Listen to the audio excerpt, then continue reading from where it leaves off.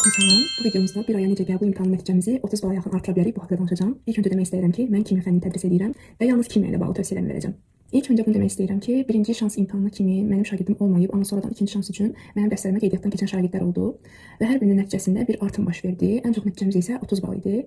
Həmin şagirdim ilk imtahandan 0 bal yığmışdı kimya fənni üzrə. Bu onun üçün təhlükəli idi. Yəni çünki biologiya və fizikasını hamısını 25-dən yuxarı yazmaq, amma kimyadan 0 yazmaq böyük bir fərq idi və sadəcə onunla maraqlandım ki, keçmiş müəllimi səndə necə məşğul olub, hansı mövzuları keçməyib, hansı mövzuları keçmişdi. Ortaya çıxdı ki, üzvü kimyaya ümumiyyətlə toxunmamışdılar.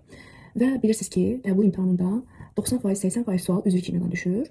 Yəni üzvü kimya çoxluq təşkil etdiyi üçün mən yalnız bu bir ay ərzində üzvü kimyanı keçib həmin şagirdə başa salmalıydım və həmin şagirdə əlindən gələni etməli idi ki, imtahanda maksimum nəticəni göstərə bilsin.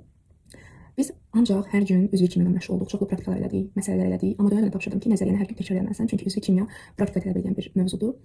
Ona görə də biz ancaq üzvü kimya üzərindən getdik, ümumi kimya və qeyri-üzvü kimya ümumiyyətlə toxunmadıq. Həm vaxtımız az idi, həm də üzvü kimyanı çatdırmalıydıq. Əslində mənim içimdə şübhələr var idi ki, birdən alınmaz, birdən şagird aşağı nəticə toplayar, mənə güvəndə sarsılar. Bu mənim üçün də önəmli idi. Amma imtahandan çıxandan sonra evdə olmadı, sevinə-sevinə zəng eləmişdi və demişdi ki, mən 15 sualı yaza bilmişəm. Yəni 0 sual yazmaq ara, 15 sual yazmaq ara. Yəni 15 sual. Bu böyük bir fərqdir. Adətən belə nəticələrə söz vermirəm. 3-4 ay tanıdığım bir şagird olsaydı söz verə bilərdim. Təbii ki, burada şagirdin çalışqanlığı da böyük önəm daşıyır. Yəni şagird çalışqan olmasa bu nəticəni əldə etmək qeyri-mümkün bir şeydir. Yəni müəllim nə qədər izah eləsin, müəllim nə qədər dərs keçə bilirsə keçsin, şagird çalışqan olmadığı təqdirdə bu nəticəni əldə etmək qeyri-mümkündür.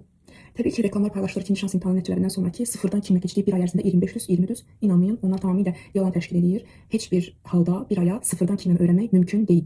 Çünki 20 sual yazmaq, 25 sual yazmaq bu deməkdir ki, sən bütün mövzulara toxunmusan. Ümumi kimya, qeyri-üzvü kimya, üzvü kimya hər birini şagird bir aya öyrənib. Bu mümkün deyil. Yalnız müəyyən mövzu üzərində işləyə bilərsən.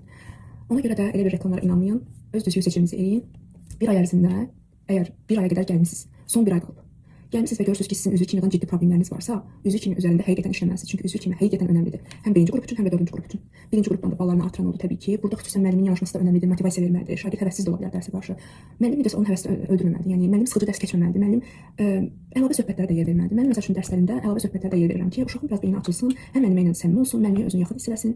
Bu olmadığı təqdirdə şagird sual soruşmağa çəkinir, şagird kimyadan qaçır. İstənilən fənn üzrə belədir.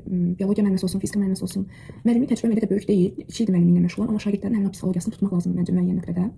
Məsəl üçün mənə elə müraciətlər gəlir ki, digər müəllimim çox sıxıcı dərs keçirdi, yaxud məni sıxırdı. Mən dərsdən qorxurdum, ona görə mən dəyişməliyəm müəllimi. Belə hallar da yaşanır.